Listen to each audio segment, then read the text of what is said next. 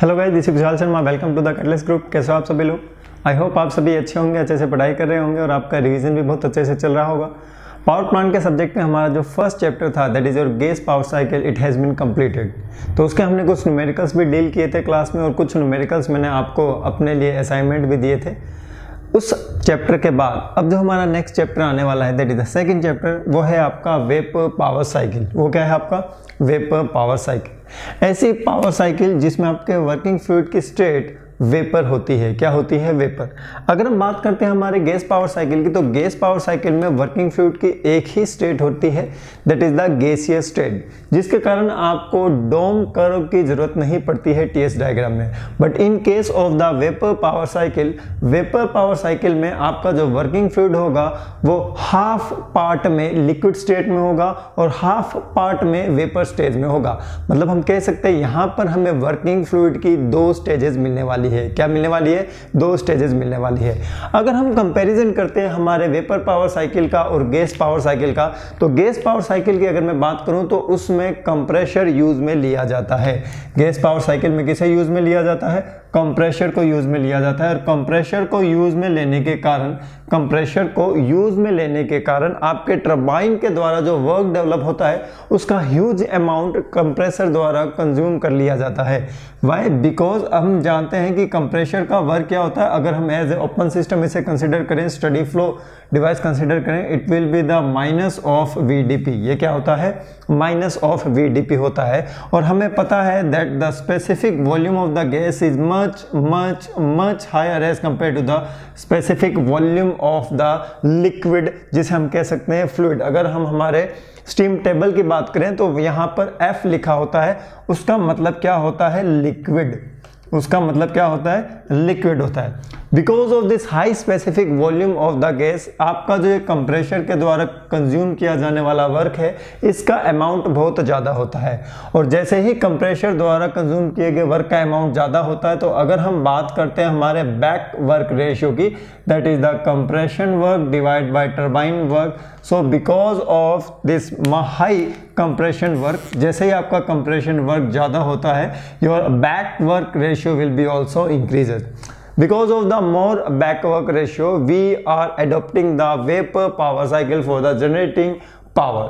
ठीक है, तो हम बात करते हैं हमारी वेपर पावर साइकिल की। तो वेपर पावर साइकिल में ऐसा क्या होता है कि जो आपका बैकवर्क रेशियो होता है वो क्या हो जाता है? डिक्रीज हो जाता है। बैकवर्क रेशियो आपको ये बताता है कि आप टरबाइन के कितने पार्ट को, टरबाइन द्वारा डेवलप किए गए वर्क के कितने पार्ट को क्या कर रहे हो? कंज्यूम कर रहे हो in order to increase the pressure and the temperature with the density. तो ये होता है बैकवर्क रेशियो का physical significance. Now come to the vapour power cycle. Vapour power cycle में हम क्या करते हैं? वेपर पावर साइकिल में हम कंप्रेसर यूज नहीं करते हैं। वेपर पावर साइकिल में हम यूज करते हैं pump.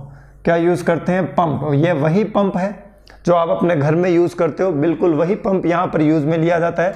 Same as a compressor, अगर मैं पंप को steady flow device open system consider करूँ, इन दैट केस आपका जो work supply to the pump होगा it will be equals to minus of VDP.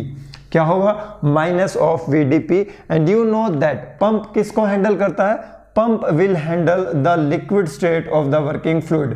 किसको हैंडल करता है? लिक्विड स्टेट को हैंडल करता है। लिक्विड स्टेट को हैंडल करने के कारण, लिक्विड स्टेट को हैंडल करने के कारण आपका जो ये V का वैल्यू है वो बहुत ज़्यादा कम हो जाता है। और बहुत ज़्यादा कम होने के कारण as compare to the compressor, जो हम पंप को वर्क सप्लाई करते हैं वो बहुत ही नेग्लिजिबल होता है। क्या होता है? नेग्लिजिबल। से फॉर एग्जाम्पल अगर हम बात करते हैं हमारे गैस पावर साइकिल की जीपीसी की, तो जीपीसी में अगर आप 100 किलोवाट टरबाइन के द्वारा प्रोड्यूस कर रहे हो, तो इस 100 किलोवाट का ऑलमोस्ट 45 किलोवाट आपका कंप्रेशर द्वारा कंज्यूम हो जाएगा। और आपको जो नेट बचने वाला है that will be the 55 kilowatt. कितना मिलने वाला है? 55 किलोवाट मिलने वाला है। So this is the net work done in case of the gas power cycle. But in case of the vapour power cycle, vapour power cycle में suppose आपका turbine produce कर रहा है यही 100 किलोवाट, तो जो आपका ये जो पंप है ये बहुत ही कम अमाउंट में, सपोज आपका ये यूज करेगा 0.1 किलोवाट, इतना कम अमाउंट में आपका पावर को कंज्यूम करेगा। तो आपका जो नेटवर्क होगा आपका जो नेटवर्क होगा it will be approximately equals to 100 kilowatt, मतलब as compare to 100 kilowatt 0.1 kilowatt काफी नेग्लेजिबल है। Same as compare to the power consumed by the compressor and as compare with respect to the power consumed by the pump, ये वाला जो value है इसके comparison में बहुत ही कम है। इसलिए जब हम ये वाली साइकिल यूज करते हैं तो हमारा जो बैकवर्क रेशियो है it will be decrease because of the reduction in the pump work, because pump will handle the liquid state of the working fluid and the specific volume of the liquid is much less than the specific volume of the gas. That's why power consumed by the pump is much less than the power consumed by the compressor. That's why it is adopted for the generation of the power and for the generation of the electricity. So this is the importance of the vapor power cycle. ये किसका importance है? vapor power cycle का importance है। अब अगर हम simple से language में बात करें कि हमने हमें बता दिया कि सर गैस का वॉल्यूम इतना ज़्यादा होता है, अगर हम वाटर के रिस्पेक्ट में बात करें तो देखो, अगर आपके पास 1 मीटर क्यूब वाटर है, वाटर का मतलब लिक्विड स्टेट है, कौन सा स्टेट है? Liquid state. और अगर आप इस 1 मीटर क्यूब वाले वाटर को, किसको? 1 मीटर क्यूब वाले वाटर को आप स्टीम में कन्वर्ट करते हो तो उसका वॉल्यूम इंक्रीज हो जाएगा और वो हो जाएगा आपका 16 metre cube vapour, 16 metre cube vapour, that is the gaseous state. कौन सी स्टेट है? गैसियस स्टेट, मतलब 16 गुना हो जाता है अप्रोक्सीमेटली। तो आप अंदाजा लगा सकते हो, जैसे आप गरम जो आपके घर में पैन होता है, तवा होता है जिस पे आप रोटी बनाते हो, उस पर अचानक से अगर एक भी बूंद पानी की गिरती है तो कितनी ज्यादा स्टीम प्रोड्यूस हो सकती है। तो उसे आप अंदाजा लगा सकते हो कि स्टीम का volume as compare to the specific volume of the water is much higher. तो स्टीम का जो वॉल्यूम है, हम कह सकते हैं गैस का जो वॉल्यूम है वो बहुत ही ज्यादा होता है। तो यहां से आप अंदाजा लगा सकते हो कि कितना ज्यादा वॉल्यूम है गैस का, और जितना ज्यादा गैस का वॉल्यूम होगा उतना ही ज्यादा आपको कंप्रेसर को वर्क देना पड़ेगा। इसीलिए हम क्या करते हैं, उसको लिक्विड स्टेट में कन्वर्ट कर देते हैं इन case of the vapour power cycle, और कंप्रेसर को हम एलिमिनेट करके हम यहां पर यूज में लेते हैं पंप। किसको यूज में लेते हैं? पंप को हम यूज में लेते हैं। And if question is asked in your examination कि ये जो वेपर पावर साइकिल है ये कहां पर यूज में ली जाती है, तो बेहद इसका सिंपल आंसर है और आपको पता ही होगा कि ये जो वेपर पावर साइकिल है, ये जो वेपर पावर साइकिल है ये आपकी यूज में ली जाती है स्टीम पावर प्लांट में। इसमें यूज में ली जाती है स्टीम पावर प्लांट में। So it will be used in your steam power plant. इस साइकिल का एक और नाम होता है, और वो क्या नाम होता है? इस साइकिल का नाम होता है Rankine cycle. Which cycle? Rankine cycle. Rankine cycle. So some professor also pronounce this Rankine cycle as a Rankin cycle. तो कोई बात नहीं, एक ही बात है, रैंकाइन साइकिल, हम तो रैंकाइन बोलेंगे। तो स्टीम पावर प्लांट में चलता है आपका Rankine cycle, and Rankine cycle is a vapour power cycle. ये क्या है? आपका वेपर पावर साइकिल है। क्लियर है? तो आइए देखते हैं हम हमारे इस स्टीम पावर प्लांट में जो साइकिल यूज में ली जाती है उसमें डिफरेंट कंपोनेंट क्या होते हैं। सो the first component in this Rankine cycle is the boiler. क्या होता है? ये आपका बॉयलर होता है। तो ये है आपका बॉयलर। क्लियर है?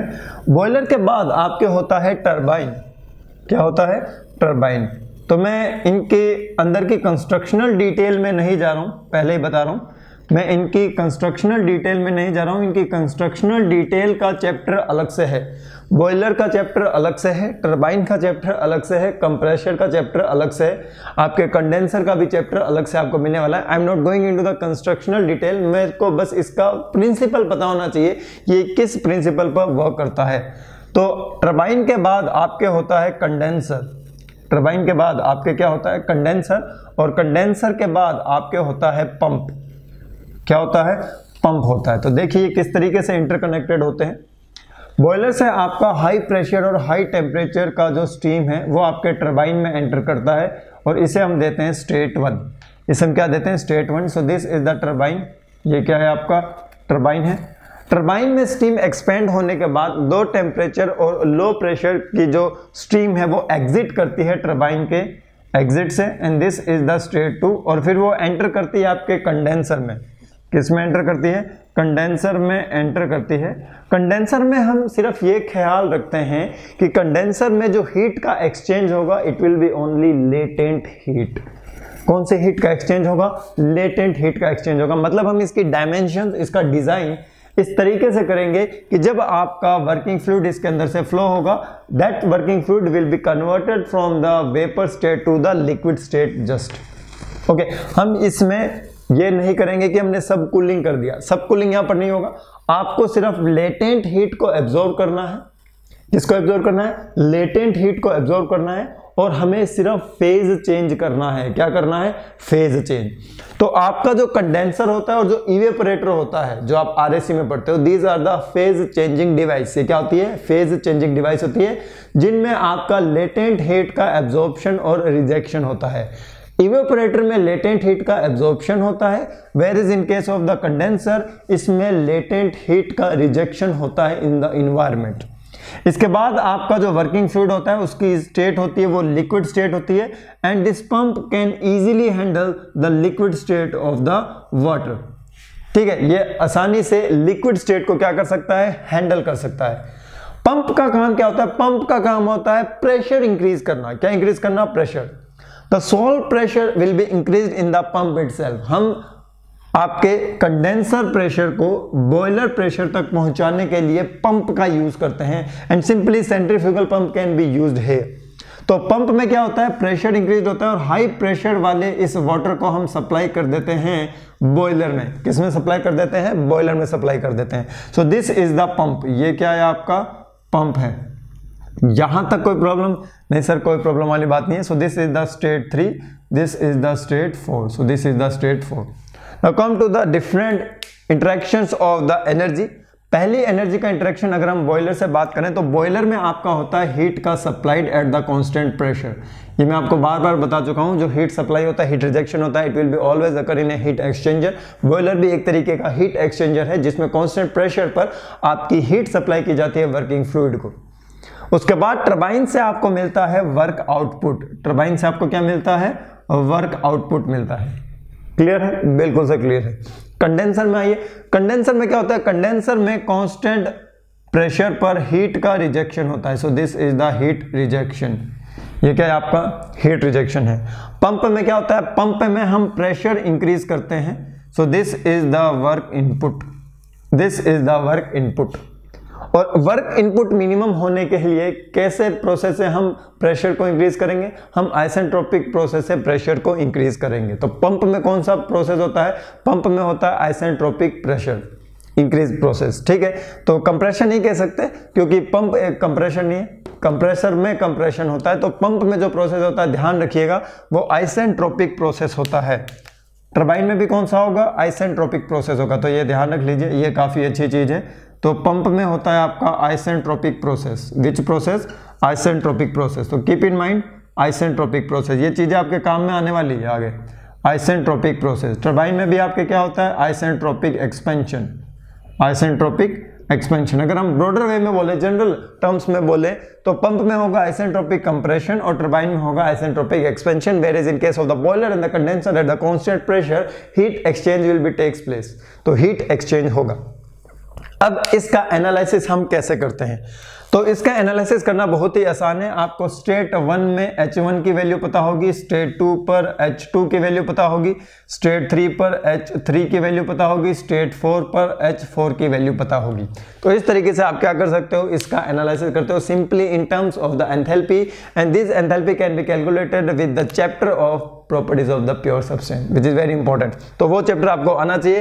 Now come to the first element of this cycle, that is your. चलो किससे स्टार्ट करें बताइए आप? चलो हम बॉयलर से स्टार्ट करते हैं। किससे स्टार्ट करते हैं? बॉयलर से। So this is the first element which is the boiler. पहला एलिमेंट क्या लिया है मैंने? बॉयलर एलिमेंट लिया है। ठीक है, बॉयलर कंपोनेंट लिया है। तो बॉयलर में क्या होता है डियर? बॉयलर में होता है आपका कांस्टेंट प्रेशर हीट एडिशन। क्या होता है? Constant pressure heat addition. तो ये चीज आप याद रखिए, कांस्टेंट प्रेशर हीट एडिशन। तो कांस्टेंट प्रेशर हीट एडिशन में जब हीट एडिशन होगा उसकी वैल्यू क्या होगी? So in that case the value of the Q dot S will be equals to what? It will be equals to H1 minus H4। ये किसके equal होगा? H1 minus H4 के equal होगा। Any problem है? No sir, no problem.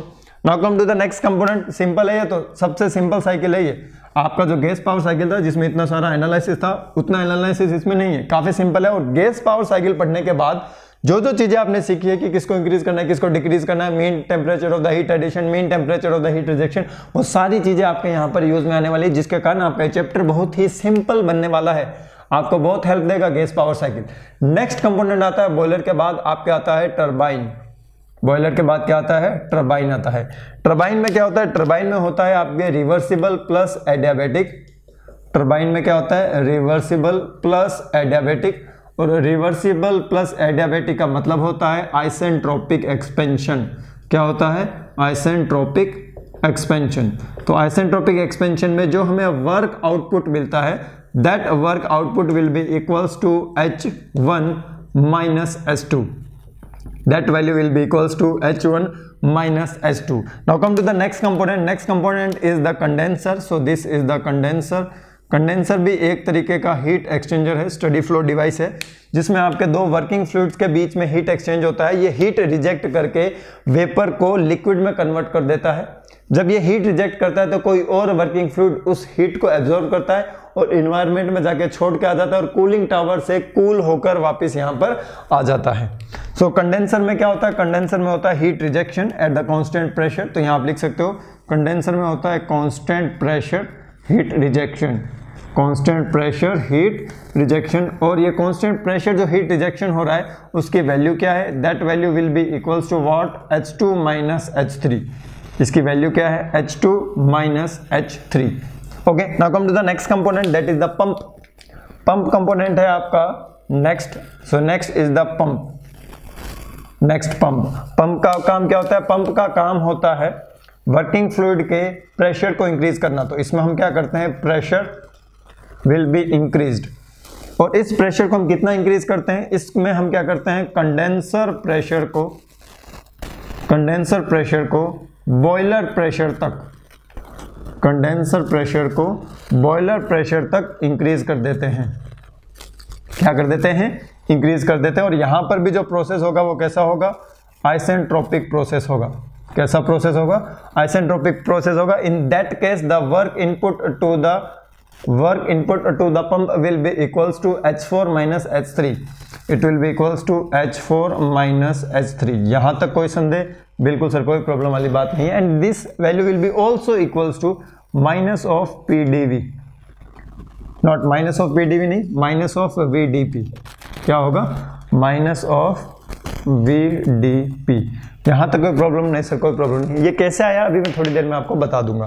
So these are the analysis of the different component in terms of the enthalpy. तो यहाँ से आप हीट एडिशन, हीट रिजेक्शन और साथ ही साथ यहाँ पर आप वर्क इनपुट, वर्क आउटपुट को क्या कर सकते हो? कैलकुलेट कर सकते हो। After calculating the value of the work input and the work output, our main aim is to calculate the net work supplied by the power plant. हमें कितना नेट वर्क मिलने वाला है? Net work produced by the power plant, not supplied, net work produced by the power plant. So now come to the next term, that is the net work. So what will be the value of the net work? Net work will be equals to W dot T minus of W dot P. यहाँ पर C नहीं आएगा, यहाँ पर आएगा आपके pump. यहाँ पर क्या आएगा? आपके पंप आएगा। Now come to the back work ratio. What is the value of back work ratio? जल्दी से बताओ, बैक वर्क रेशियो क्या होता है? Sir this back work ratio is equals to what? This is equals to W dot P divide by W dot T। W dot P divide by W dot T। Clear है? Back work ratio के बाद हम बात करते हैं work ratio की। What do you mean by the work ratio? It is very important, back work ratio and the work ratio. It is asked in many times. ठीक है? It is asked in many examination many times. ठीक है? तो देखिए work ratio क्या होता है? Work ratio is 1 minus back work ratio, 1 minus back work ratio, and this value will be equals to 1 minus W dot P divided by W dot T, and this value will be equals to W dot T minus W dot P divided by W dot T, and W dot T minus W dot P is equals to what? W dot net. So it will be equals to W dot net divided by W dot T. तो ये formula होता है आपके work ratio का। ये formula होता है आपके वर्क रेशियो का। और ये फॉर्मूला किसका होता है आपके? ये फॉर्मूला होता है आपके बैक वर्क रेशियो का। किसका होता है? बैक वर्क रेशियो का। तो यहां पर आपका जो रैंकाइन साइकिल है, इसके कंपोनेंट्स का जो एनालिसिस है वो क्या होता है? कंप्लीट होता है।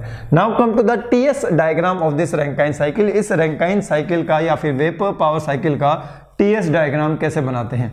टीएस डायग्राम बनाने से पहले आप जल्दी से 1 2 3 4 पॉइंट्स पर मुझे बताइए कि जो आपका वर्किंग फ्लूइड होगा उसकी स्टेट क्या होगी। आपका जो 1 होगा उस पर हो सकता है आपका सैचुरेटेड वेपर, क्या हो सकता है, सैचुरेटेड वेपर हो सकता है, और हो सकता है आपके सुपर हीटेड स्टीम, क्या हो सकती है, सुपर हीटेड स्टीम हो सकती है। क्लियर है। 2 पर देखिए, 2 पर क्या हो सकता है आपके, 2 पर हो सकता है आपके सैचुरेटेड वेपर, क्या हो सकता है, सैचुरेटेड वेपर। 3 में क्या होता है, देखिए 3 में होता है आपका saturated liquid, saturated liquid, clear है, सैचुरेटेड लिक्विड। और जो आपका 4th है यहाँ पर क्या होता है, लिक्विड होता है। मतलब आधी स्टेट में हम गैस वाली में है और आधी स्टेट में हम किस में है, लिक्विड वाली में है। तो जिसके कारण हम यहाँ पर जो टीएस डायग्राम बनाएंगे उसमें हमें आपका डोम कर्व को शो करना पड़ेगा। So we have to show the dome curve also. तो डोम कर्व को शो करने के बाद हम इसका वेपर पावर साइकिल का डायग्राम बना सकते हैं। So now come to the comparison, first come to the comparison of the vapour power cycle and the Carnot cycle. तो अब हम बात करते हैं कंपैरिजन की, किसकी बात करते हैं, कंपैरिजन की, comparison of a vapour power cycle, comparison of a vapour power cycle versus नहीं आएगा, एंड ही आ जाएगा, and your Carnot cycle, and your Carnot cycle. अब ये मैं यहाँ पर बताने वाला हूँ कि why Carnot cycle is more efficient as compare to the other cycle, कि आपकी जो कार्नोट साइकिल होती है as compare to the other cycle इतनी एफिशिएंट क्यों होती है। Write down the next topic, that is the comparison of vapour power cycle, that is the Rankine cycle and the Carnot cycle. Carnot cycle में जो process होते हैं वो 4 process होते हैं, जिनमें से 2 आइसेंट्रोपिक होते हैं और 2 आइसोथर्मल प्रोसेस होते हैं। कितने होते हैं, 2 आइसेंट्रोपिक प्रोसेस होते हैं और 2 आइसोथर्मल प्रोसेस होते हैं। और दोनों आइसेंट्रोपिक प्रोसेस में आपका एक्सपेंशन एंड कंप्रेशन होता है, whereas in case of the isothermal process वहां पर आपका हीट एडिशन और हीट रिजेक्शन होता है। अब हम कंपेयर करने वाले हैं, इस कंपैरिजन को ध्यान से देखिएगा, फिर आपको पता चलेगा कि हम कार्नोट साइकिल को कैसे मॉडिफाई करके हमारी रैंकाइन साइकिल में कन्वर्ट कर सकते हैं।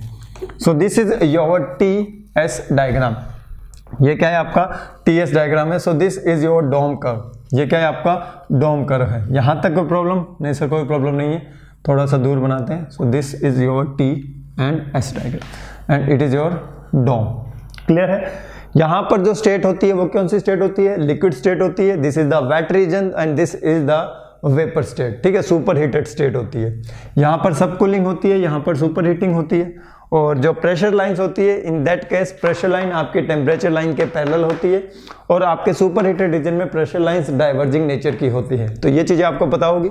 अब मैं सबसे पहले बनाता हूं कार्नोट साइकिल। कौन सी साइकिल, कार्नोट साइकिल। तो देखो कार्नोट साइकिल कैसे होती है। कार्नोट साइकिल कुछ इस तरीके की हो सकती है। एक तो ये तरीका है कार्नोट साइकिल का, तो एक तो आ गया आपके बॉक्स ये कार्नोट साइकिल का। एक बॉक्स और क्या हो सकता है, एक बॉक्स कुछ इस तरीके से हो सकता है कि ये यहाँ तक पहुँच रहा है और ये यहाँ तक पहुँच रहा है। So this is the Carnot cycle, जो अब मैं ये डैश डैश में बना रहा हूँ, और ये जो डैश डैश है ये क्या है आपकी कार्नोट साइकिल है। कार्नोट साइकिल की यहाँ पर 2 पॉसिबिलिटी होती है, जिसमें से एक पॉसिबिलिटी मैंने पहले बनाई थी और उसके बाद जो मैंने बड़े वाला बनाया है, this is the second possibility. बताऊँ पॉसिबिलिटी क्या है, देखिए। सो this is the state 1, state 2, state 3 and state 4। So this is the first possibility of the Carnot cycle. ये है आपकी कार्नोट साइकिल। क्लियर है, बिल्कुल सर क्लियर है, कोई प्रॉब्लम वाली बात नहीं है। ये मैं आपको बताने वाला हूं कि अगर हम कार्नोट साइकिल का यूज करते हैं रैंकाइन साइकिल में तो क्या इफेक्ट आ जाता है। उसके बाद नेक्स्ट पॉसिबिलिटी है 1, 2 और ये 3 आपका सैचुरेटेड पे आ गया 3 डैश और ये क्या हो गया आपका 4 dash. These are the 2 possibility. Now come to the process 1 to 2। तो प्रोसेस 1 to 2 की बात करते हैं हम। प्रोसेस 1 to 2, प्रोसेस 1 to 2 में क्या है, देखिए यहाँ पर आइसेंट्रोपिक एक्सपेंशन है। क्या है यहाँ पर, आइसेंट्रोपिक एक्सपेंशन। अगर हम आइसेंट्रोपिक एक्सपेंशन करते हैं तो क्या प्रॉब्लम होगी, at the exit of the turbine you will be in the wet region. किस रीजन में आप, वेट रीजन में हो, और वेट रीजन में होने के कारण जो एक्स की वैल्यू है वो क्या हो जाएगी, डिक्रीज। एक्स की वैल्यू क्या हो जाएगी, डिक्रीज। और एक्स की वैल्यू डिक्रीज होने के कारण क्या होगा, आपकी जो ब्लेड है उसमें कोरेजन हो सकता है टर्बाइन की, उसमें इरोजन हो सकता है। तो मतलब हम क्या चाहेंगे, हम चाहेंगे कि ये 2 वाला जो पॉइंट है कभी भी वेट रीजन के अंदर ना आए, कभी भी वेट रीजन के अंदर ना आए। जहां तक कोई प्रॉब्लम नहीं सर, कोई प्रॉब्लम वाली बात नहीं है। Now come to the next process, and the next process is हम ले सकते हैं 2 से 3 भी ले सकते हैं और 2 से 3 डैश भी ले सकते हैं। तो देखिए next process is what, next process is 2 से 3 भी हो सकता है और 2 से 3 डैश भी हो सकता है। दो पॉसिबिलिटी है। 2 से 3 होगा तो क्या होगा, तो यहाँ ऐसा कुछ बड़ी प्रॉब्लम नहीं है। देखिए कांस्टेंट प्रेशर पर ही हीट रिजेक्शन हो रहा है, because in the wet region temperature lines and the pressure lines are parallel to each other, they will coincide with each other. तो इसका मतलब हॉरिजॉन्टल लाइन का मतलब है कि टेम्परेचर भी कांस्टेंट है, प्रेशर भी कांस्टेंट है, तो कोई प्रॉब्लम नहीं है। ये आपका हीट एक्सचेंजर होता है, यहाँ पर आपका कंडेंसर होता है, हीट एक्सचेंजर होता है, और हीट एक्सचेंज में कांस्टेंट प्रेशर पर आपका हीट का रिजेक्शन होता है। सो कोई प्रॉब्लम नहीं है, कांस्टेंट प्रेशर वाली जो कंडीशन है वो सेटिस्फाई हो रही है। एंड सेम है कार्नोट की भी कंडीशन सेटिस्फाई हो रही है कि कांस्टेंट टेम्परेचर पर हीट का रिजेक्शन हो रहा है। प्रॉब्लम क्या है, देखिए प्रॉब्लम यहाँ पर यह आ रही है कि अगर आप इस 3 नंबर पॉइंट पर हो तो आपको प्रेशर इंक्रीज करने के लिए पंप यूज करना पड़ेगा, and pump can't handle the wet state of the working fluid, क्योंकि इसमें लिक्विड भी होगा और वेपर भी होगा, और लिक्विड और वेपर होने के कारण जो आपका पंप वर्क है वो बहुत ही ज़्यादा इंक्रीज हो जाएगा। आपका जो टेम्परेचर है वर्किंग फ्लूइड का वो भी बहुत ज़्यादा इंक्रीज हो जाएगा before entering to the boiler, इतना ज़्यादा इंक्रीज हो जाएगा before entering to the boiler. अगर हम किस रीजन में हैं, अगर हम किस रीजन में हैं, वेट रीजन में हैं। अगर हम यहाँ पर सैचुरेटेड भी आ जाते हैं तो भी प्रॉब्लम है, क्योंकि अगर सैचुरेटेड स्टेट में अगर हम पंप का यूज करेंगे इस कंडीशन में, सैचुरेटेड स्टेट में अगर हम इस कंडीशन में पंप का यूज करेंगे तो यहां पर देखिए क्या हो रहा है, आइसेंट्रोपिक। यहां पर क्या हो रहा है, देखिए आइसेंट्रोपिक, क्या हो रहा है, कंप्रेशन। क्या हो रहा है यहाँ पर, आइसेंट्रोपिक कंप्रेशन हो रहा है। ठीक है, हम किस स्टेट पर पहुंच गए, 4 स्टेट पर पहुंच गए। लेकिन 4 डैश से जब हम 1 पे जाएंगे तो प्रेशर कांस्टेंट नहीं रहेगा। क्यों, क्योंकि टेम्परेचर कांस्टेंट है, यहां पर टेम्परेचर कांस्टेंट है, यहां पर प्रेशर कांस्टेंट है, लेकिन इस लाइन में आपका प्रेशर कांस्टेंट नहीं है, क्योंकि आपके यहां पर और यहां पर जो प्रेशर लाइंस होती है इट विल बी इंक्लाइंड, कुछ इस तरीके की होती है। along that line pressure will remain constant। तो यहां पर हम कांस्टेंट प्रेशर पर बॉयलर में हीट का एडिशन नहीं कर पाएंगे। क्लियर है, दैट्स वाई आपके इस कार्नोट साइकिल को हम क्या करते हैं, मॉडिफाई। इस कार्नोट साइकिल को हम क्या करते हैं, मॉडिफाई करते हैं, और मॉडिफाई करने के बाद हम इसे किस में कन्वर्ट करते हैं, हम इसे हमारी रैंकाइन साइकिल में कन्वर्ट करते हैं। Now come to the efficiency. तो इसमें देखिए एफिशिएंसी देखने के लिए मैं यहां पर आपके बना देता हूं, रैंकाइन साइकिल भी बना देता हूं। तो देखिए रैंकाइन साइकिल रेड कलर की होगी, इसको ओवरलैप कर रही है, देखो कुछ यहां पर। सो this is the Rankine cycle, ये क्या है, आपकी रैंकाइन साइकिल है। This is your Rankine cycle, this is your Rankine cycle, red colour वाली है। उसके बाद ऐसे ऊपर जाएगा और ये ऐसे जाएगा, और ये कांस्टेंट प्रेशर लाइंस हैं। So these are the constant pressure lines.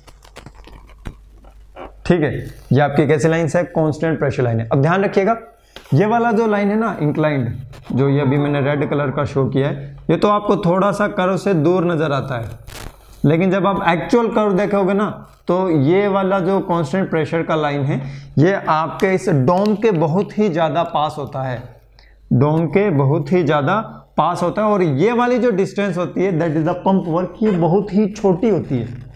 लेकिन समझने के लिए मैं क्या करता हूँ, इसको थोड़ा सा बड़ा बनाता हूँ और इस कांस्टेंट प्रेशर लाइन को आपके डोम से थोड़ा सा दूर बनाता हूँ, ताकि आपको बीच में कुछ सिग्निफिकेंट गैप नजर आए।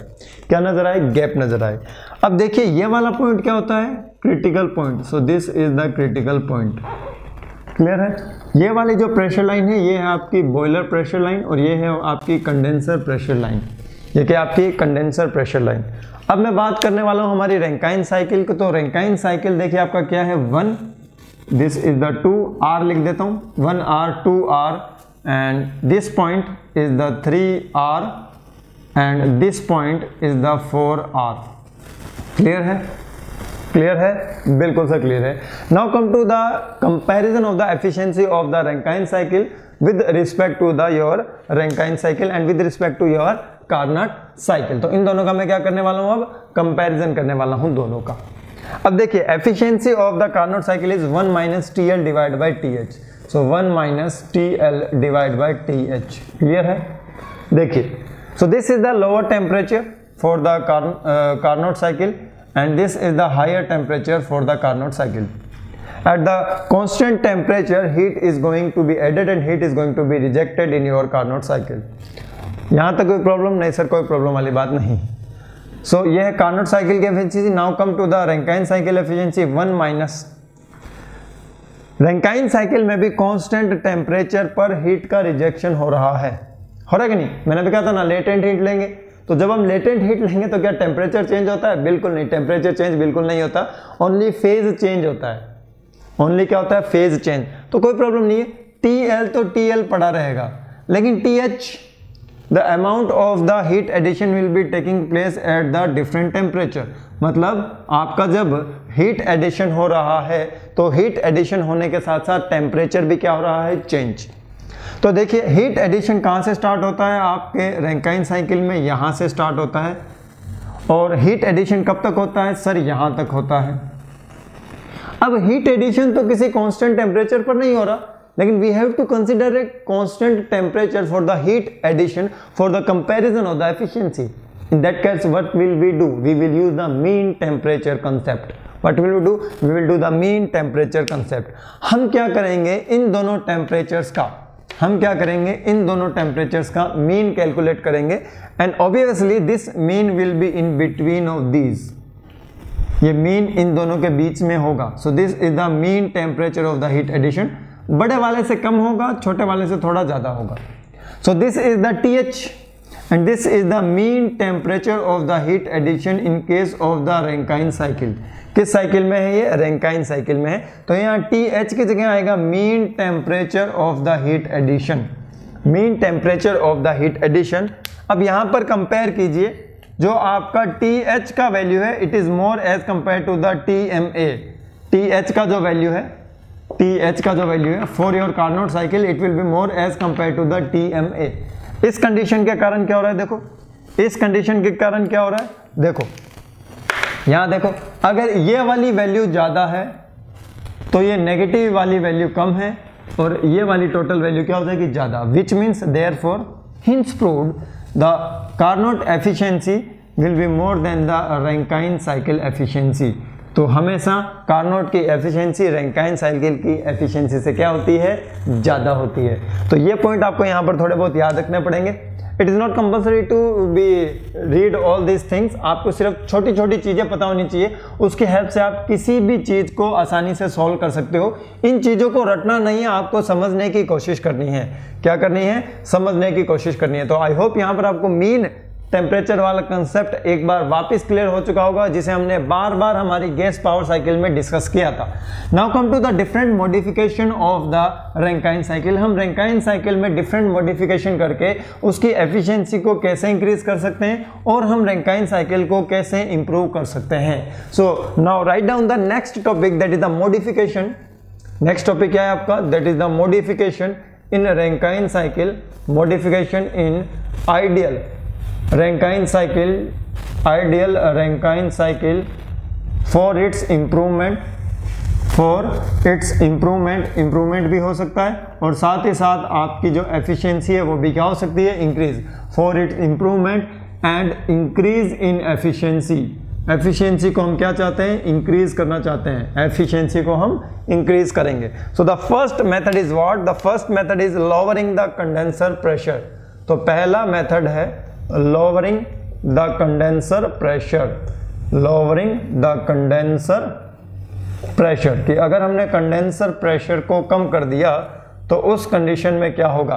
कंडेंसर प्रेशर को हम नीचे लेके आगे तो उस कंडीशन में क्या होगा? तो देखो बिल्कुल सिंपल है, यहां से देख के आप पूरा का पूरा एनालिसिस कर लोगे। यहां से देख के सिर्फ TS diagram, it is very important diagram, ध्यान रखिएगा। पूरा का पूरा एनालिसिस आप TS डायग्राम की हेल्प से कर सकते हो, किसी की भी जरूरत नहीं है आपको। तो TS डायग्राम ये है आपका डोम, ये क्या है आपका? डोम। पहले हम आइडियल साइकिल बना लेते हैं। So this is your ideal cycle, ये है आपकी आइडियल साइकिल, ठीक है।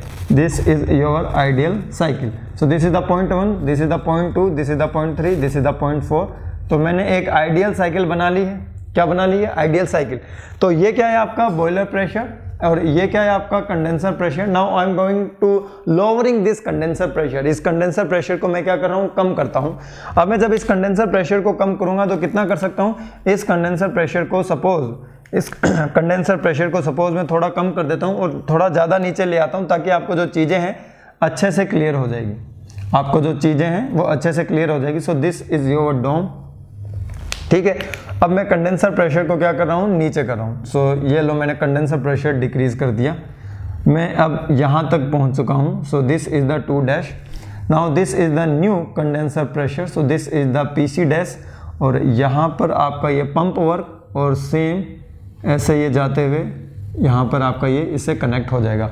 So this is the 3 dash and this one is the 4 dash. यहाँ तक कोई प्रॉब्लम नहीं सर, कोई प्रॉब्लम नहीं है। अब हमें ज़्यादा एरिया मिल रहा है तो हमें ये वाला ज़्यादा एरिया मिल रहा है। So this is the excess area because of the decreasing the temperature of the decreasing the pressure and the temperature of the condenser. क्यों, क्योंकि प्रेशर डिक्रीज होने के साथ साथ टेम्परेचर भी ऑटोमेटिकली क्या हो जाएगा, डिक्रीज हो जाएगा and more expansion will be takes place in your turbine. अब देखिए यहाँ पर एनालिसिस कीजिए, तो अगर हम इसकी बात करते हैं, what is this, this is the turbine work, this is the turbine work. Now what is this, this is the turbine work after increase in after decrease in the condenser pressure. So this is the W dot T dash, W dot T dash, which means आपका जो turbine work है that is the W dot T, it will be increases। Turbine work क्या हो जाएगा, increase हो जाएगा। यहां तक कोई प्रॉब्लम नहीं सर, कोई प्रॉब्लम वाली बात नहीं है। अब यहां पर हीट रिजेक्शन पर आए, बिल्कुल देखिए पहले हीट रिजेक्शन हो रहा था इतना, so this is the heat rejection. अब हो रहा है हीट रिजेक्शन इतना, तो हीट रिजेक्शन भी क्या हो रहा है, increase. So this is the heat rejection dash. तो यहां पर हीट रिजेक्शन भी क्या हो रहा है, जल्दी से बताइए। सो the heat rejection will be also increases. Heat rejection भी क्या हो गया, इंक्रीज। उसके बाद क्या होगा, देखो पंप वर्क, तो पंप वर्क यहां से देखो। So this one is the pump work, ये आपका pump work after increasing the बार बार इंक्रीज आ रहा है, after decreasing the condenser pressure. So this is your W dot P dash, और पहले पंप वर्क है देखिए ये। So this is the W dot P, तो पंप वर्क भी क्या हो गया, इंक्रीज। तो B देखिए, B में क्या हो रहा है, there your pump work is also not B, it is C में क्या हो रहा है, पंप वर्क भी आपका इंक्रीज हो रहा है, पंप वर्क भी क्या हो रहा है आपका, इंक्रीज हो रहा है। यहां तक कोई problem. Now come to the heat addition, ये तो बिल्कुल सिंपल है। अब हम यहां से लेके यहां तक हीट एडिशन कर रहे हैं, ठीक है, यहां से लेके यहां तक हीट एडिशन कर रहे हैं। पहले हम यहां से यहां तक हीट एडिशन कर रहे थे। So the heat addition, that is the D number point, that is the heat addition will be also increases. Heat addition भी क्या हो जाता है, इंक्रीज हो जाता है। Now come to the dryness fraction. तो ड्राइनेस फ्रैक्शन यहां से कुछ ऐसे बढ़ता है, ड्राइनेस फ्रैक्शन कुछ यहाँ से ऐसे बढ़ता है। देखो यहाँ पर ड्राइनेस फ्रैक्शन है कुछ और यहाँ ड्राइनेस फ्रैक्शन है कुछ और, तो मतलब ड्राइनेस फ्रैक्शन की वैल्यू डिक्रीज हो रही है। यहाँ पर क्या होती है 1, यहाँ क्या होती है 0। जैसे जैसे हम इधर और बढ़ते हैं, इस तरफ बढ़ते हैं, तो ड्राइनेस फ्रैक्शन की वैल्यू डिक्रीज होती है। So the E number point is what, the value of the dryness fraction will be decreases. Dryness fraction की वैल्यू डिक्रीज होने से क्या होगा, ड्राइनेस फ्रैक्शन की वैल्यू जो डिक्रीज है, ड्राइनेस फ्रैक्शन की जो वैल्यू डिक्रीज है वो आपके इफेक्ट करती है टर्बाइन के ब्लेड्स को। तो हम लिख सकते हैं कि एरोजन हो सकता है और कोरोजन हो सकता है, कोरोजन ऑफ द ब्लेड, ठीक है। तो we don't want to be expand the working fluid in your wet region, हम वेट रीजन में एक्सपेंड नहीं करना चाहते हैं, क्लियर है। अब अगर हम बात करते हैं यहाँ पर हीट रिजेक्शन की, तो ये जो हीट रिजेक्शन है ये कभी इंक्रीज भी हो सकता है, डिक्रीज भी हो सकता है, लेकिन अगर हम डायग्राम देखें तो हमें यहाँ से फील होता है कि ये जो आपका हीट रिजेक्शन है ये क्या हो रहा है, इंक्रीज हो रहा है। बट अगर एग्जामिनेशन में क्वेश्चन पूछा जाता है तो इस पर क्वेश्चन कभी नहीं पूछा जाएगा। क्वेश्चन आपके WT, WP और आपके X की वैल्यू और Q डॉट S की वैल्यू पर पूछा जाएगा। तो इस तरीके से आप क्या कर सकते हो, आप अपने कंडेंसर प्रेशर को कम करके, किसको, कंडेंसेशन प्रेशर को कम करके आप अपनी आइडियल रैंकाइन साइकिल का एनालिसिस कर सकते हो कि उसकी जो एफिशिएंसी है, उसका जो हीट रिजेक्शन है, उसका जो हीट एडिशन है, work developed by the turbine and the work supplied to the pump will be increases or decreases। तो ये पॉइंट आपको क्या रखने पड़ेंगे, यहाँ पर याद रखने पड़ेंगे। क्लियर है, हाँ सर बिल्कुल क्लियर है। Now come to the this point that कि हम इसके बारे में क्यों नहीं कह पाते हैं। तो अभी ये मैं बताता हूँ कि इसके बारे में हम क्यों नहीं कह पाते हैं। सेम डायग्राम में यूज करूंगा, ठीक है। अभी तो हमें यहाँ से फील हो रहा है कि ये इंक्रीज हो रहा है, ये डिक्रीज भी हो सकता है, ये डिक्रीज भी हो सकता है। तो इसमें मैं पर्टिकुलर कमेंट नहीं कर पाऊंगा कि ये इंक्रीज ही इंक्रीज होगा, वाई। तो मैं सिर्फ इस पर फोकस कर रहा हूं, ये वाला जो मेरा पार्ट है मैं सिर्फ अभी इस पर फोकस कर रहा हूं, ऊपर वाले पार्ट पर मैं फोकस नहीं कर रहा हूं। So this is your TS diagram, ये क्या है आपका टीएस डायग्राम है। So this is the dome curve, clear है। देखो पहले हो रहा था यहां तक, अब क्या हो रहा है यहां तक हो रहा है, यहां तक कोई प्रॉब्लम लाइक दैट। अगर हम पहले वाले एरिया को कंसीडर करें तो पहला वाला जो एरिया है वो है ये वाला, पहला वाला जो एरिया है वो कौन सा है, ये वाला। सो this is without decreasing the condenser pressure. अब जो नेक्स्ट एरिया हमें मिलने वाला है, वो नेक्स्ट एरिया मिलने वाला हमें इसके नीचे वाला। तो ये है आपका नेक्स्ट एरिया, ये है आपका नेक्स्ट एरिया। अब मुझे कोई बता सकता है कि एरिया में चेंज कितना हुआ है? वहां से देखने से तो हमें लग रहा था कि ऐसे हीट रिजेक्शन हो गया, लेकिन वो हीट रिजेक्शन नहीं है। एक्चुअली जो मैं चीज़ आपको यहाँ पर पॉइंट बताना चाहता था कि जो आपका हीट इंटरेक्शन होता है वो टीएस डायग्राम में एरिया के इक्वल होता है। किसके इक्वल होता है? एरिया के इक्वल। कंडेंसर प्रेशर को डिक्रीज करने से हो सकता है एरिया बढ़ जाए और हो सकता है एरिया घट जाए, that will depend upon the actual value. हम यहाँ पर कमेंट नहीं करेंगे कि हीट रिजेक्शन इंक्रीज हो रहा है या हीट रिजेक्शन डिक्रीज हो रहा है, because we can not differentiate these two area without the magnitude of this area. बिना मैग्नीट्यूड के हम डिफरेंशिएट नहीं कर पाते हैं। अब वापस समझ लो, बिना डिक्रीज किए एरिया था ए बी सी डी, और डिक्रीज करने के बाद एरिया है ए डैश बी सी डैश और डी डैश, ठीक है। तो हम ये नहीं पता लगा सकते हैं कि ए बी सी डी का एरिया, फिर ए डैश बी सी डैश और डी डैश का एरिया, इन दोनों में से ज़्यादा कौन सा है कम कौन सा है। थोड़ा सा सोच के देखिएगा कि हम कैसे पता लगाएं। Without numerical values, without the value of the enthalpy, we cannot predict the value of the QR to be decreases or to be increases। तो ये पॉइंट भी आप यहाँ पर याद रखिएगा। So this is the effect of the decreasing the condenser pressure। Condenser pressure को decrease करने से ये आपका क्या होता है, इफेक्ट होता है। कंडेंसर प्रेशर को डिक्रीज करने से एफिशिएंसी पर क्या इफेक्ट आता है, जल्दी से बताओ। कंडेंसर प्रेशर को डिक्रीज करने से आपकी जो एफिशिएंसी है वो क्या हो जाती है, इंक्रीज। आपकी जो एफिशिएंसी है वो क्या हो जाती है, इंक्रीज हो जाती है। क्यों? क्योंकि जो mean temperature of heat rejection होता है वो बहुत ज़्यादा डिक्रीज होता है। जो mean temperature of heat rejection होता है वो बहुत ज़्यादा डिक्रीज होता है as compare to the mean temperature of the heat addition. तो देखिए efficiency, so the efficiency will be equals to 1 minus mean temperature of the heat rejection divide by mean temperature of the heat addition.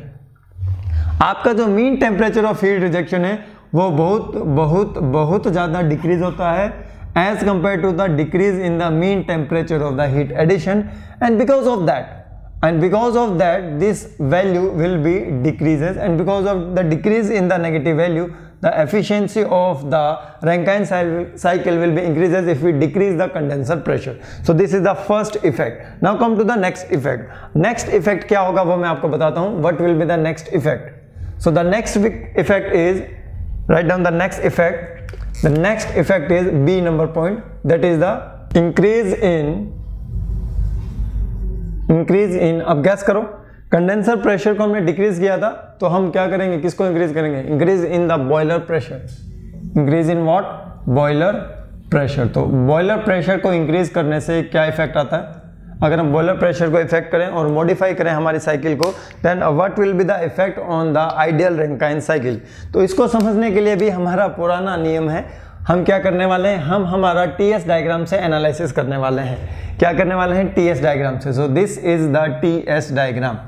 ये क्या है आपका TS diagram. तो पहले ideal cycle बनाइए और उसके बाद मॉडिफाई कर दीजिए। तो आइडियल साइकिल है आपकी ये वाली। So this one is your ideal cycle, ठीक है। So this is the 1, this is the 0.2, this is the 0.3, this is the 0.4। तो कंपोनेंट का आपको पता ही है। So this is the boiler pressure, this is the condenser pressure. Now I am going to increase the boiler pressure. So मैंने boiler pressure को क्या कर दिया, increase. So I increase the value of the boiler pressure, clear है, saturated state में मुझे रहना है। अब एक्सपेंशन होगा तो वो कैसे जाएगा, ऐसे नीचे जाएगा, ठीक यहाँ पर आएगा, इधर ही आएगा ना। उसके बाद हम क्या करेंगे, यहाँ पर कांस्टेंट प्रेशर लाइन देखेंगे। सो this is the constant pressure line, और ये आपका आइसेंट्रोपिक क्या हो जाएगा, compression. So this is the 1 dash, this is the 2 dash, 3 will remain same, this is the 4 dash. ये क्या हो गया है, 4 डैश हो गया। यहाँ तक कोई प्रॉब्लम नहीं सर, कोई प्रॉब्लम वाली बात नहीं है, क्लियर है। तो this is the increase in the boiler pressure. Now come to the effect. Effect आप खुद बता सकते हो, मुझे बताओ कि जो आपका जो हीट सप्लाइड है उस पर क्या इफेक्ट आएगा, हीट रिजेक्शन पर क्या इफेक्ट आएगा, टरबाइन वर्क पर क्या इफेक्ट आएगा, और आपके पंप वर्क पर क्या इफेक्ट आएगा। So the first effect to be determined is the amount of the heat supplied, the amount of the heat supplied. देखो अभी हम हीट सप्लाई कर रहे हैं यहाँ से यहाँ तक, पहले कर रहे थे यहाँ से यहाँ तक। अब वही वाला लफड़ा आ गया, एरिया वाला लफड़ा। We can't predict the amount of heat supply that it will be increase और डिक्रीज। तो सिंपल लिख दो, can't be predicted, can't be predicted. तो इसको हम प्रेडिक्ट नहीं कर सकते, ठीक है। Now come to the B point, that is the heat rejection. की हीट रिजेक्शन पर क्या इफेक्ट आएगा, ये तो सिंपल सा नजर आ रहा है। पहले हम हीट रिजेक्शन इतना कर रहे थे, अब हम हीट रिजेक्शन इतना कर रहे हैं। तो पहले कितना कर रहे थे, देखो पहले हम कर रहे थे इतना, पहले हम क्या कर रहे थे, इतना हीट रिजेक्शन कर रहे थे। अब क्या हो रहा है, देखो अब सिर्फ हम कर रहे हैं इतना, तो मतलब ये वाला क्या हो गया, कम, ये वाला क्या हो गया, कम। So the amount of the heat to be rejected will be decrease. Now come to the turbine work. जल्दी से बताओ टरबाइन वर्क पर क्या इफेक्ट आएगा। So see is the turbine work. Turbine work पहले हमें सिर्फ इतना सा मिल रहा था, अब हमें मिलेगा इतना। So this is the turbine work before the increase in the pressure, this is the turbine work after increase in the pressure. So the value of the turbine work will be increases. Turbine work की जो value होती है वो क्या हो जाएगी, increase. Now come to the pump work. Pump work भी क्या होता है, पहले देखो कितना था, इतना, पहले कितना था, देखो सॉरी पहले था इतना, अब कितना है, ज्यादा हो गया। तो पंप वर्क भी क्या हो गया, इंक्रीज। पहले था 3 to 4, अब है 3 to 4 dash. So the pump work will be increases due to increase in the boiler pressure. तो पंप वर्क पे क्या इफेक्ट आ रहा है, D number point. So the pump work will be also increases. So this is the W.P which is also increases. Come to the next point E, that is the value of the X, that is the dryness fraction. तो as compared to this point, यहाँ पर dryness fraction ज्यादा होगा, मतलब जो dryness fraction है इस तरफ क्या हो रहा है, decrease. So the value of the dryness fraction is also decreases. Halogen की प्रॉब्लम हो सकती है। उसके बाद हम बात करते हैं F पॉइंट, हमारा mean temperature of the heat rejection. इसी टेम्परेचर पर पहले हीट रिजेक्शन हो रहा था, अभी भी इसी टेम्परेचर पर हीट रिजेक्शन हो रहा है। इट विल रिमेन कांस्टेंट, ये क्या हो जाएगा आपका, constant. Now come to the next point, that is the mean temperature of the heat addition. पहले हमारा इसके और इसके बीच में हीट एडिशन हो रहा था, अब ऊपर खिसक गया, इसके और इसके बीच में हीट एडिशन होगा। So the value of the mean temperature of the heat addition is also increases. Now come to the eta. What is eta? Eta क्या होती है आपका, 1 minus mean temperature of the heat rejection divide by mean temperature of the heat addition. So if the value of the mean temperature of the heat addition will be decreases, then the whole value, that is TMR divided by TA, will be decreases, and if the negative value will be decreases, then the value of the efficiency will be increases. So this is the effect of the increase in the boiler pressure on your ideal Rankine cycle. तो इसके बाद हम हमारे next effect पर आने वाले हैं, that is the effect of the super heating की सुपर हीटिंग करने से क्या इफेक्ट होता है. Effect of the super heating. Super heating मतलब हम किस जोन में चले जाएंगे, हम हमारे सुपर हीटेड रीजन में चले जाएंगे. किस रीजन में जाएंगे, सुपर हीटेड रीजन में. तो जल्दी से वीडियो पॉज करके दो डायग्राम बनाइए, एक विदाउट सुपर हीटिंग और एक आइडियल साइकिल का. ठीक है, एक आइडियल साइकिल मतलब विदाउट सुपर हीटिंग और एक सुपर हीटिंग के साथ. सो नेक्स्ट पॉइंट डालिए. Next is the C effect, that is the super heating at the entry of the turbine. Turbine के एंट्री पर हम सुपर हीटिंग पर हैं. किस पर है, सुपर हीटिंग में. बिल्कुल सिंपल सी चीज है. वापिस हम क्या करेंगे, वापिस हम हमारा टीएस डायग्राम बनाएंगे. So this is your T axis, this is your X axis, X नहीं S. So this is your S axis. ठीक है. So this is your dome curve. ये आपका डोम कर्व है, ये आपका डोम कर्व है. और जल्दी से एक आइडियल बनाइए और एक सुपर हीटिंग वाला बनाइए. तो ये है आपका डोम कर्व, इसमें मैं दो प्रेशर लाइंस बना देता हूँ सबसे पहले। सो this is the first pressure line and this one is the second pressure line, ठीक है। So this is the boiler pressure, this is the condenser pressure. Ideally क्या होता है, आइडियली हम यहाँ पर होते हैं, दिस इज द पॉइंट 1, हम सीधा यहाँ नीचे आ जाते हैं, this is the point 2, this is the point 3, हम फिर सीधा ऊपर चले जाते हैं, so this is the point 4। यहाँ तक प्रॉब्लम नहीं सर, कोई प्रॉब्लम नहीं है। But in case of the super heating what will B do, हम सुपर हीटेड रीजन में चले जाएंगे, मतलब हम हीट करेंगे कांस्टेंट प्रेशर पर ही, लेकिन हम पहुंच जाएंगे सुपर हीटेड रीजन में, और हमारा जो एग्जिट होगा वो यहाँ पर होगा, ठीक है। हमारा एग्जिट होगा वो सैचुरेटेड वेपर होगा। So this is the super heated state. So this is the 1 dash, ये आपका है 1 डैश, और ये क्या है आपका 2 डैश। अब देखो सिंपल सी चीज है, एरिया क्या हो गया, इंक्रीज। एरिया इंक्रीज होने का मतलब है net heat interaction will be increases. Net heat interaction क्या हो रहा है आपका, इंक्रीज हो रहा है। अगर नेट हीट इंटरेक्शन इंक्रीज हो रहा है तो W net will be also increases. अब देखो ये प्रूव भी हो जाएगा, बिल्कुल सिंपल सी चीज है। सबसे पहले हम बात करते हैं टरबाइन वर्क की। So the A effect is the W dot T. Turbine work पर क्या इफेक्ट आता है, so the turbine work will be increases. देख लो पहले हमें 1 to 2 में मिल रहा था, अब हमें 1 डैश और 2 डैश में मिल रहा है। So this diagram is incomplete without the direction, तो डायरेक्शन शो कर देता हूं मैं पहले। तो पहले 1 to 2 में मिल रहा था, अब 1 डैश से 2 डैश में मिल रहा है। ज्यादा किस में मिलेगा, 1 डैश से 2 डैश में मिलेगा। उसके बाद बी नंबर पॉइंट पर आइए। बी नंबर है आपका heat rejection. So amount of the heat rejection, heat rejection अब बढ़ेगा या घटेगा, जल्दी से बताओ। हीट रिजेक्शन क्या हो जाएगा, बढ़ जाएगा। सी नंबर पॉइंट पर आओ, आपका जो पंप वर्क है, so the value of the W dot P, ये इस पर क्या इफेक्ट आएगा, इट विल रिमेन सेम, कोई इफेक्ट नहीं आएगा। पंप वर्क पर क्या इफेक्ट आएगा। अब आता है next point, that is the D, amount of the heat addition. So that is the Q dot S. Q dot S से क्या होगा, सो क्यू डॉट एस पहले हम यहाँ 4 से लेके 1 तक कर रहे थे, अब हम 4 से 1 डैश तक कर रहे हैं। So the Q dot S will be increases. अब हम आते हैं हमारी x की वैल्यू पर। सो the value of the x will be increases. x की वैल्यू क्या होती है, इंक्रीज। यहाँ से इस तरफ जा रहे हैं तो 1 हो गया ना x का वैल्यू, यहाँ पर तो 1 से कम होगा, यहाँ 1 होगा। So the value of the x will be increases. Now come to the F point, that is the mean temperature of the heat rejection. Heat rejection के टेम्परेचर पर कोई इफेक्ट, नो सर कोई इफेक्ट नहीं है, it will remain same, ये same रहेगा। उसके बाद हम आते हैं mean temperature of the heat addition. So the value of the mean temperature of the heat addition will be increases, ठीक है। देख लीजिएगा, पहले हम यहाँ से इसके बीच में कर रहे थे तो मीन टेम्परेचर कुछ यहाँ आ रहा था, अब मैं यहाँ से इसके बीच में करूँगा तो मीन टेम्परेचर कहीं यहाँ पर आएगा। So the mean temperature of the heat addition will be increases. Mean मतलब एवरेज, मीन मतलब एवरेज। तो पहले देखो क्या है, T4 plus T1 divide by 2, अब है आपका T4 plus T1 dash divide by 2। दोनों में T4 सेम है, दोनों में T4 सेम है, लेकिन T1 डैश की वैल्यू ज्यादा है। So the value of the T1 dash is more than the T1, that's why mean temperature of the heat addition will be increases. इस तरीके से भी आप पता लगा सकते हो, कोई प्रॉब्लम वाली बात नहीं है। Now come to the efficiency of the cycle. So what is the efficiency, it is 1 minus, ये तो यहीं से पता चल गया, mean temperature of the heat rejection divided by mean temperature of the heat addition.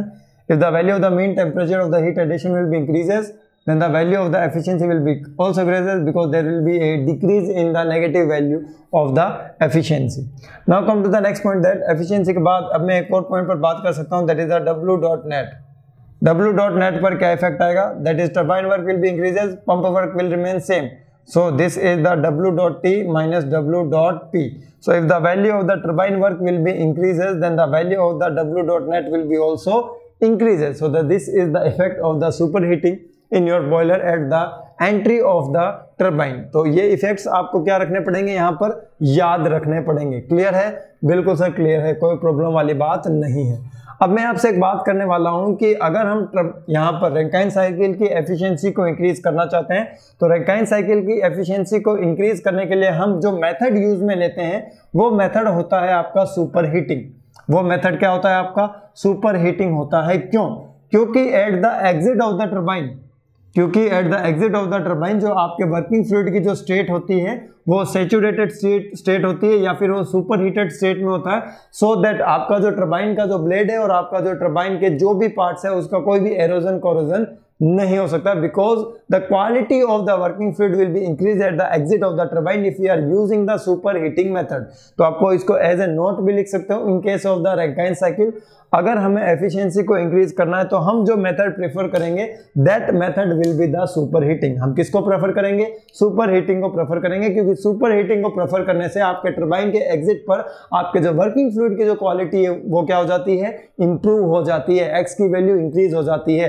तो आपके टरबाइन की जो वर्किंग है वो सेफ हो जाती है, उसकी ब्लेड्स को कोई भी नुकसान नहीं होता है। तो मैं इस क्लास को यहीं पर होल्ड करता हूँ, मिलते हैं हमारे नेक्स्ट क्लास में, फिर हम कंटिन्यू करेंगे। तब तक के लिए bye bye, take care, wish you best of luck.